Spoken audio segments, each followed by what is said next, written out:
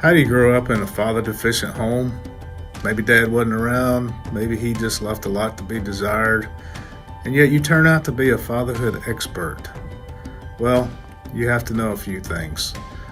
Our guest today is Ward Williams. Ward is the founder and director of Vineyard Family Services. It's one of the premier fatherhood programs in our country.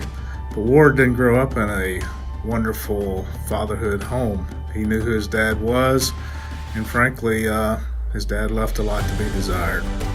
So Ward unwraps that whole story and tells us what motivated him to become the person he is today. He's a true script flipper. He's a guy that you can look up to and say, hey, I can do it too.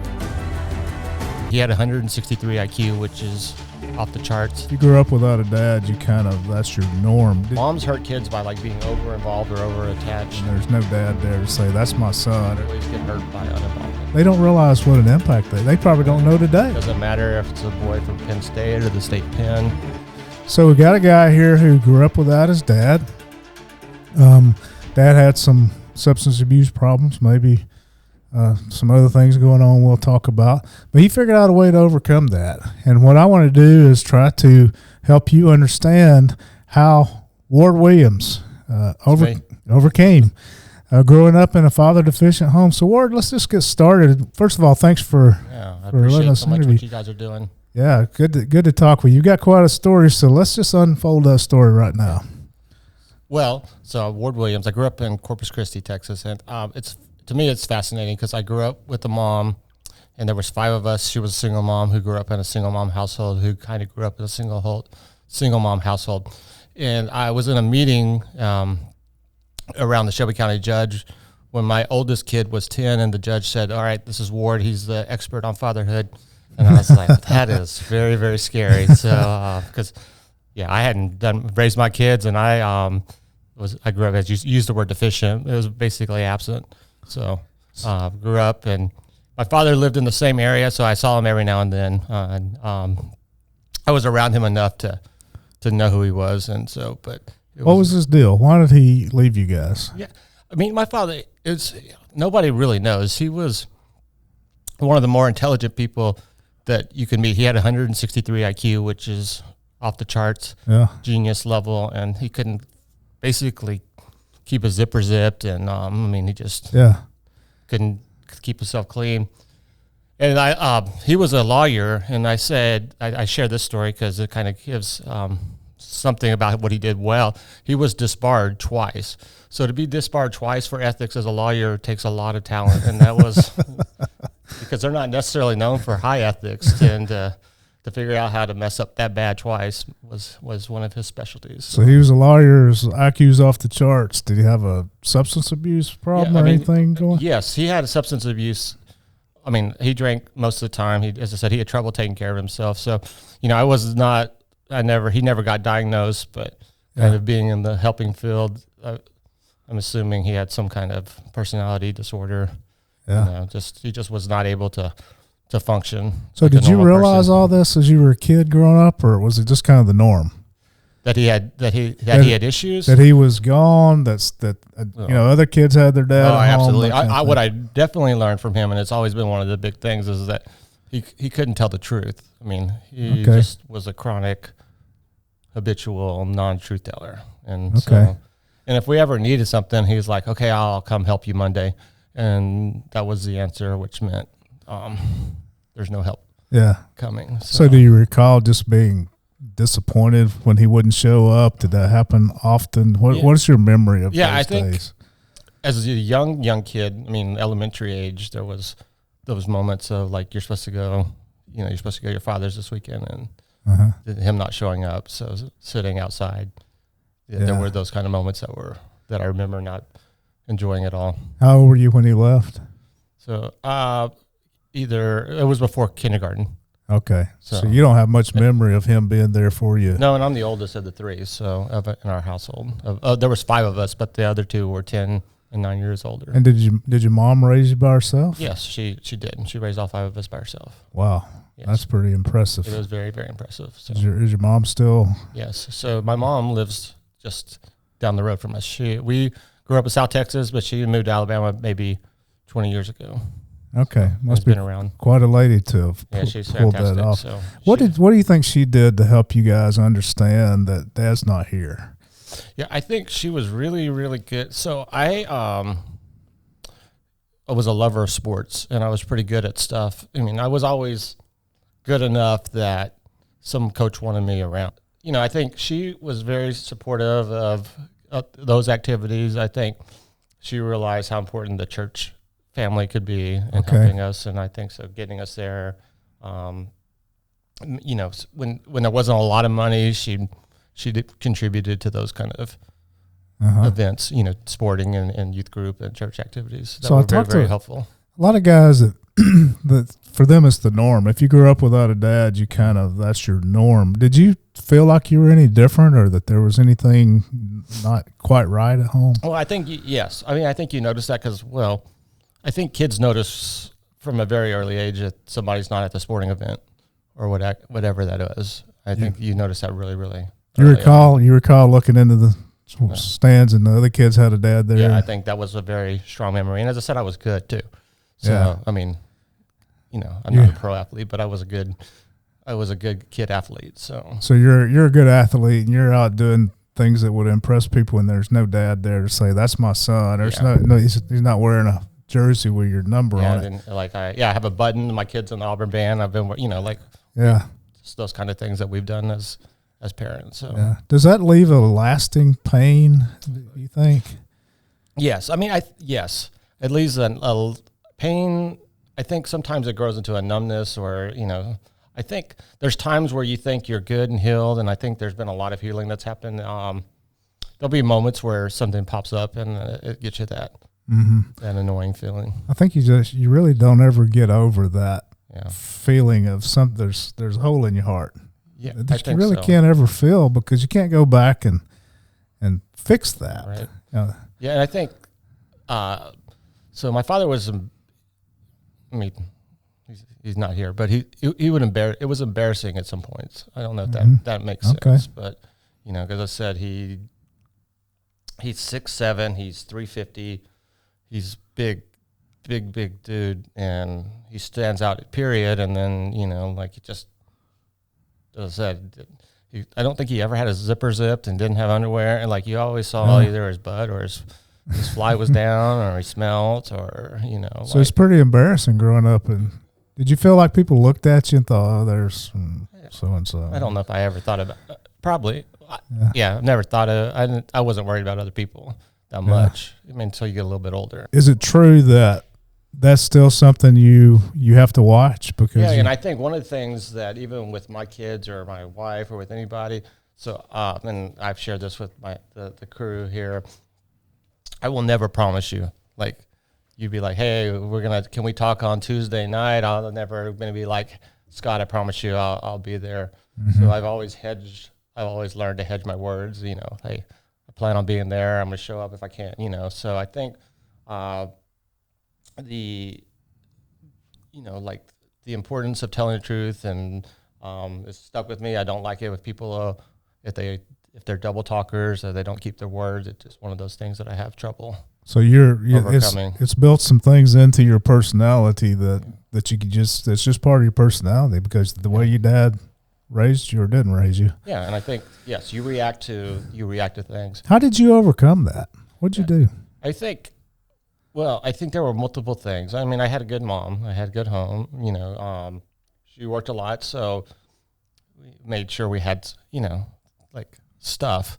Where when you have 5 kids by yourself, we might not have as much food as I wanted, but I had, I didn't starve, and we had, we were able to do some things. I think I had coaches from very young. I had other friends and their parents who I was very close with, and there was a friend I grew up with, and I had a room at their house, and they were like a second family, and then it's close to my aunt and uncle. It was my father's brother, and then as the youth pastor, there were as I said, lots of people in the church. So I was kind of an adopted mascot by lots of people in my community. Do you think for the young guy who's in that who's now in the situation you were in, to go and look for those resources? Is that something you actively did? It sounds like some of it was kind of just part of your family nature, but does he need to go and look for a church or a coach or I mean, that seek somebody out? Really was the most meaningful thing in my life that helped.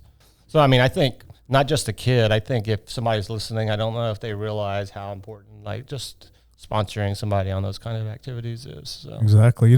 So there were people. I mean, let's set the stage a little bit because the audience doesn't know. I haven't told you, but you're now the director of the Vineyard Family Services, founder director, and you're teaching people how to be fathers. Yes, as I said, I was the fatherhood expert after never having one, and before my kids. You're the fatherhood expert who grew up without a father. Yes, that's pretty fascinating. That's pretty fascinating. But you're right. Somewhere along the line, there was that little old lady that nobody knows who paid for your scholarship to go to youth camp, or there was that coach who bought your glove, or that all those people pitched in, and they don't realize what an impact they probably don't know today. Yeah. I mean, it's stuff like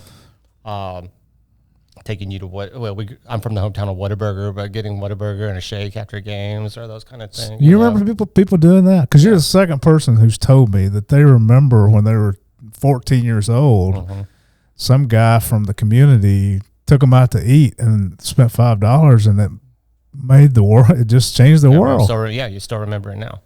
So it is a small moment. It's small, and so it's just those little bit of encouragement because life's kind of mundane, right? And it's just always kind of looking out for somebody else. Have you ever thought about if you had to pick one person who made the most impact on you, who would that have been? Well, if I don't say my mom, then I'm going to be in trouble. Yeah, let's say not aside from your mom, somebody who's let's put it this way, somebody who's unrelated. Do you have any? I would thoughts say on that? The Kelly family, Charles. That's the house I had a residence at. So they're like, our son's friends with Ward, and Ward doesn't have a dad. Let's just set up a room in the house for Ward. Yes, basically. That's what happened. And then they kind of made you part of their family. Didn't move you in, didn't take you away from your mom, but you became part of family. Did you watch Mr. Kelly as he interacted as a father? Did you learn things from him? Because people will crack up because, like, I watched the thermostat the way that he did. And it's really? It's just, turn off stop running hot water, stop. I mean, it's kind of funny, the things that he would bicker at us about that are very memorable now. It's interesting, though, because little guys don't have a dad to watch and learn from. Right.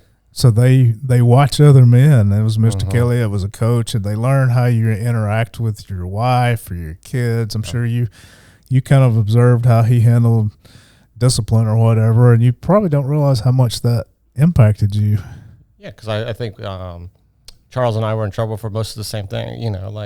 Whenever he get yelled at, I got yelled at, and it treated me like a normal kid. That's cool. Yeah. That's one of the things we want to do here is to encourage and inspire teachers and coaches and neighborhood people to know, hey, this guy's now leading hundreds of people in fatherhood, but he learned it from you when you didn't even know he was watching. Right. So as community members, we need to know that. What do you think is the most hurtful thing you go through as a kid from a father deficient home? Yeah, I mean, I know from statistics, they say the moms hurt kids by like being over involved or over attached, but boys get hurt by uninvolvement. So I think my mentor in this fatherhood field, his name's Ron Clark, but he had a saying, it doesn't matter if it's a boy from Penn State or the state pen, if their dad wasn't there, they're going to have that same hurt, that same kind of embarrassment that they struggle with. Yes. Actually, it hurts. I've interviewed lots of guys who came out of father deficient homes, and they say it still hurts to this day, and they're grown men. Correct. Well, and I'm doing this, doing this field. So, I mean, I think being in this field, I think I've had to deal with issues myself and kind of figure it out maybe more than other men have had to kind of work through things. So I think that's one of the things that probably an encouragement. At some point, you're gonna have to work it out. If you don't, then it's gonna stay with you in ways that's gonna affect everything. So. Yeah, I've actually had guys that I've interviewed in the podcast who divulge things that they had not talked about in 40 years and left in tears, and they would get out in the parking lot and they'd still be crying. Yeah, no, it's pretty. It's a powerful thing. It is. Fatherhood is. So what kind of words of encouragement would you have for the young man who is growing up in the kind of home you grew up in without a dad? Well, I think, and so I mean, I believe Jesus is without Jesus, I think my life would be completely different.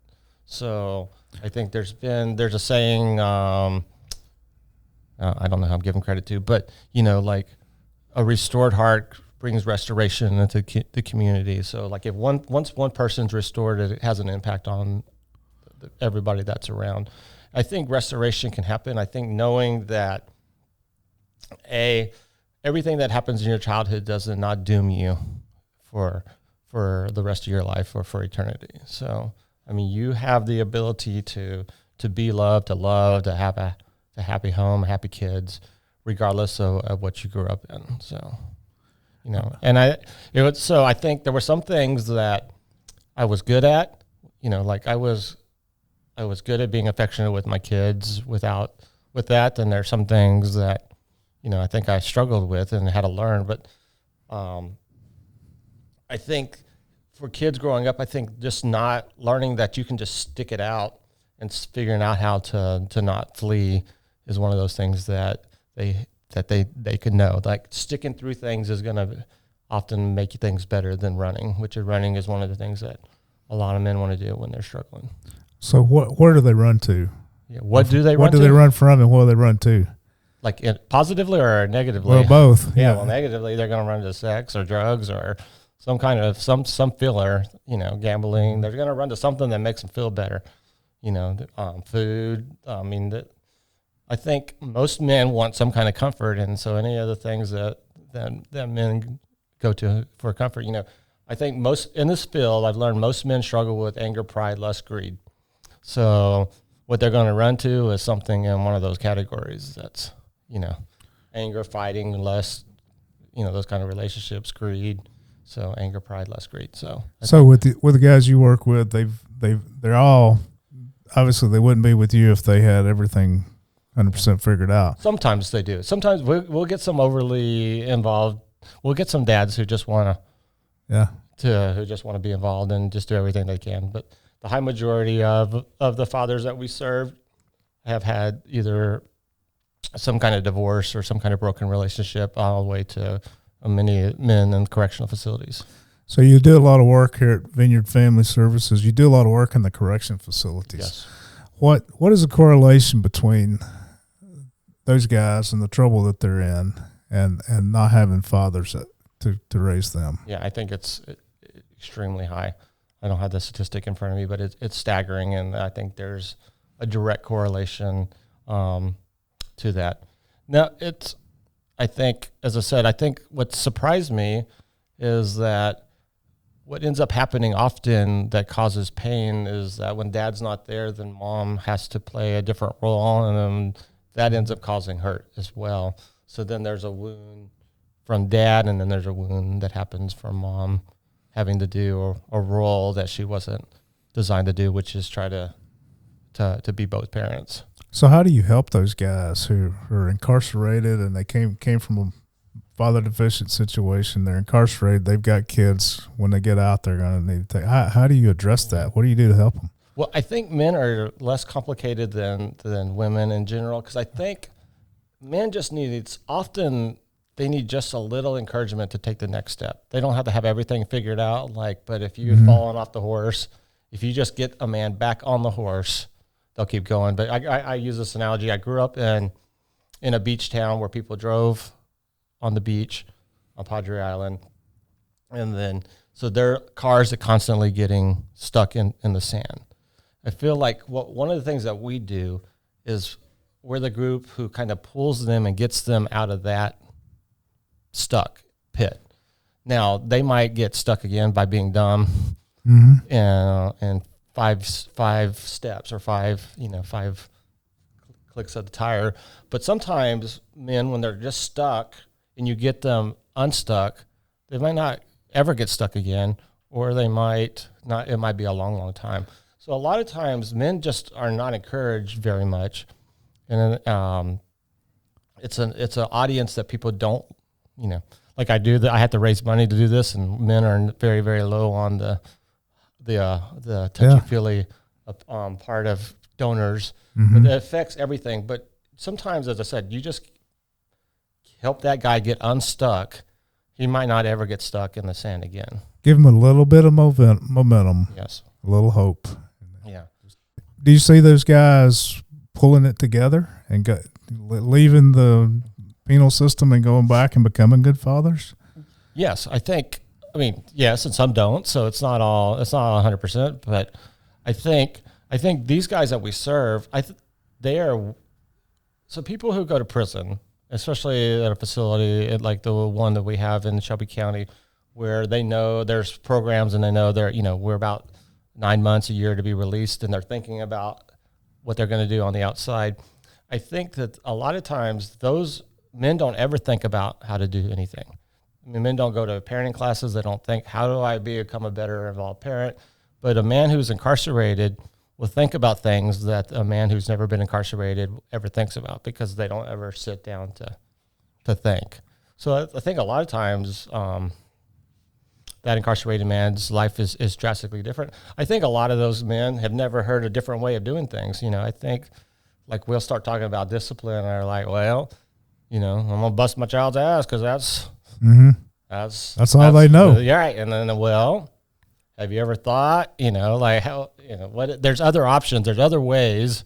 We're not saying you can't touch your kid ever, but there are other ways. Discipline is trying to get your kid to behave in a way that you desire, and there's more than one way to do that. And so a lot of times they just have never received information other than what they've observed from somebody else. So I think in prison, it's just a really, really great opportunity to speak into people's lives. Cool. I want to get you to do something for a little clip that we're going to do. That camera right there, if you'll look into that camera, I want you to speak to the young man. So I was a kid that grew up in a home where things weren't good. My situation was this. Here's some things I did, and I want to encourage you. I'm Ward. One of the things that I would like people to know is I started this organization because I always thought about myself on the other side of that. Like, what helped me when I was a kid? So we have this organization where we help parents, we feed kids, and we try to help them from not being in trouble. Because all of those were things that I dealt with as growing up. So I think you were created, the Bible talks about you were created with the purpose that God went into a secret room. He created you. He created you before you were in your mom's womb. He knew you and had a purpose for you. And I think understanding that you were created by God for a reason is one of the best things that can ever happen to you. And that your childhood is a very, very important part of your life, but it's not all of your life. That you have all these years and you can write your own story, and that your story is going to be remembered by your kids and your grandkids and maybe your great-grandkids. And that just because things that happened to you, from birth to 18, there is ways to overcome that. I think I would encourage you, find some other healthy men, whether that's Boy Scouts, coaching, your church activities, and just find a way to be around and just observe as much as you can. I think reading was super, super important. I think there's lots of people out there who want to help you. They're like, where are dads? Dads are everywhere, and dads don't necessarily know how to re-engage. So I think one of those things that you have to realize is you might have to go search. You might have to join a team. You might have to join a youth group. You might have to join some kind of, mathlete club. There's lots of the band. There's lots of positive men out there, and there's lots of things that you can learn by observing. And it's just if you become a learner, I think it can make your life better. Growing up I grew up, as I said, in a house for generations of divorce. Did not stop me from finding a wife who I love. Did not stop me from being involved with my kids. So that's one of those things that I just really want to speak to you. Like, your future can look different than your past. So choose your friends, choose those who you date with wisdom and discernment, because it's going to have a huge, huge impact on all the days of your life. What do you think it takes to be a great dad? Yeah, so the National Fatherhood Initiative has 3 things that they say require being a good dad. So to be involved, responsible, and committed. And that has stuck with me since the beginning of this journey that I've been on. So involved, responsible, committed. It takes all 3 of those things to be there. I think to be a great dad also means that you're going to have as healthy of a relationship as you can with the child's mom, whether that's your wife or just, the child's mom and those family members.